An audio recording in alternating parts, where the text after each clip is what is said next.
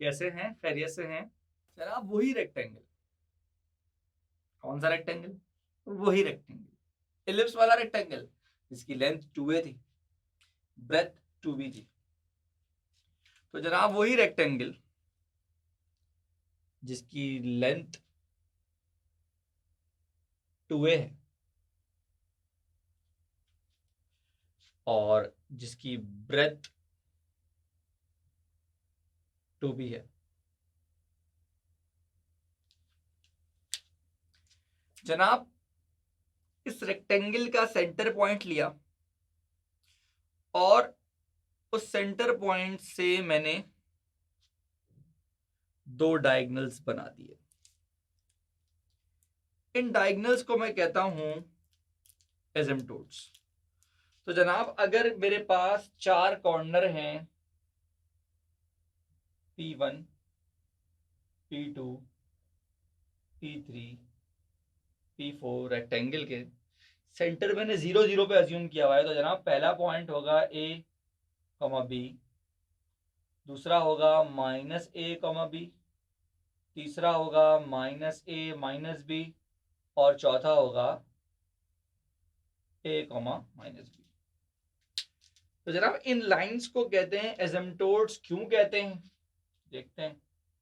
तो जनाब पहला एसिम्पटोट P1 और P3 से मिलकर बन रहा है और दूसरा एसिम्पटोट P2 और P4 से मिलकर बन रहा है।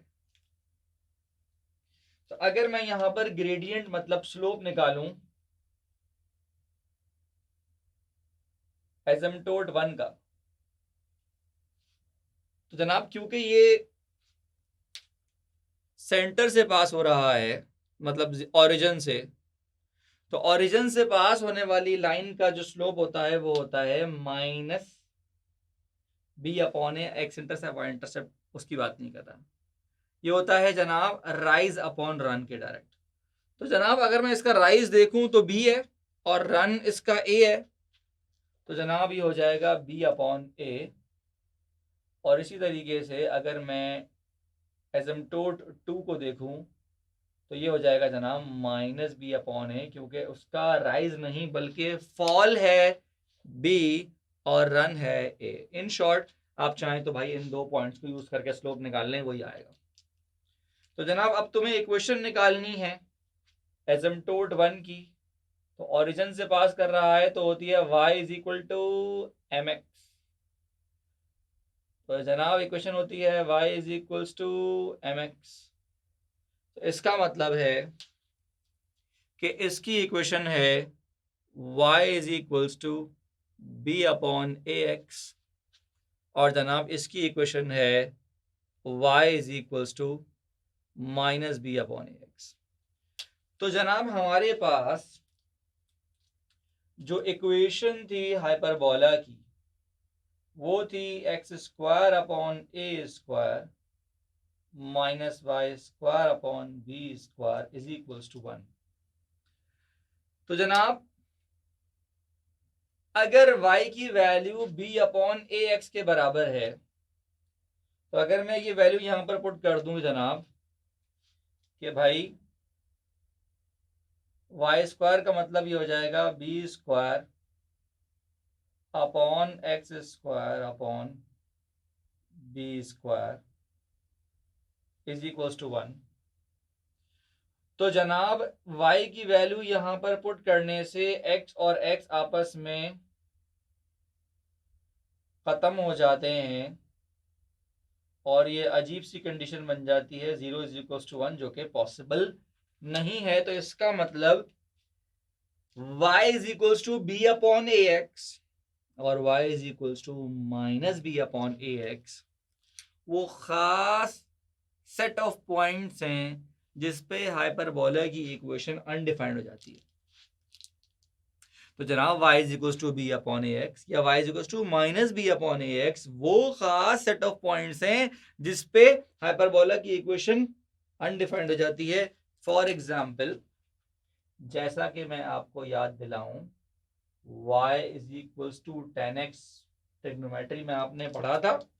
सर बिल्कुल याद नहीं है, यकीनन याद नहीं होगा, तो जनाब at x is equal to odd multiples of pi by 2 पे जो y था वो हो जाता था अनडिफाइंड। तो जनाब ये बनते थे हमारे एसिम्प्टोट्स। तो जनाब y is equal to b upon a x और y is equal to minus b upon a x asymptotes of hyperbola कहलाते हैं। ये वो सेट ऑफ पॉइंट्स हैं जिस पे हाइपरबोला अनडिफाइंड हो जाता है। तो कभी तुमसे कोई हाइपरबोला की इक्वेशन पूछे फॉर द फर्स्ट केस तो y is equal to b upon a x और y is equal to minus b upon a x. तो इसका मतलब अगर मैं आपको इक्वेशन ऑफ एसिम्प्टोट्स लिखवाऊं केस वाइज, केस 1 में क्या है, केस 2 में क्या है, केस 3 में क्या है और केस 4 में क्या है, केसेस की कन्वर्जन लाजमन हमारे बच्चों को आती होगी। तो जनाब केस 1 में होता है y is equal to plus minus b upon a x. Case 2 में बेटा ये बन जाएगा x equals to plus minus b upon a y. जनाब केस 3 में ये बन जाएगा y minus k is equals to plus minus b upon a x minus h. और जनाब केस 4 में बन जाएगा x minus h is equals to plus minus b upon a y minus के। तो फॉर एग्जाम्पल अगर आपको एक इक्वेशन ऑफ हाइपरबोला दी जाए 4x square minus 9y square is equal to 36 और आपको निकालना हो इक्वेशन ऑफ इसके एसिम्प्टोट्स, तो कांस्टेंट की जगह पर बेटा 0 पुट कर दो। सिर्फ और सिर्फ कांस्टेंट की जगह पर 0 पुट कर दो तो ये हो जाएगा 4x square is equal to 9y square. हो जाएगा x square is equal to 9 upon 4 y square.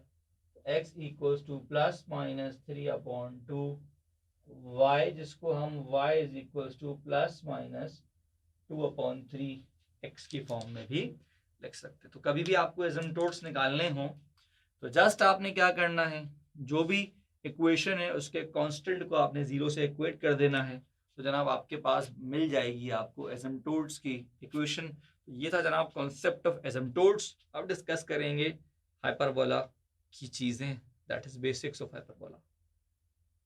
Allah Hafiz.